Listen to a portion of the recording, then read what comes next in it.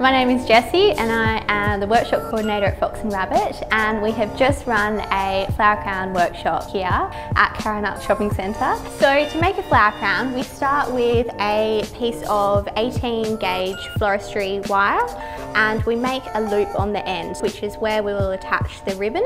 So the wire is the framework for our flower crown. Our next step to make our flower crown is creating little posies. So we make 15 to 20 small little posies with a variety of different flowers. So the flowers that we use today are a combination of spring blooms and also wildflowers. And we are attaching them with parafilm. Now this is awesome floristry film, which when we pull it, it turns into a film. And we use that to wrap around the stems. And then we attach our small posies to our wire, which is the framework for our flower crown.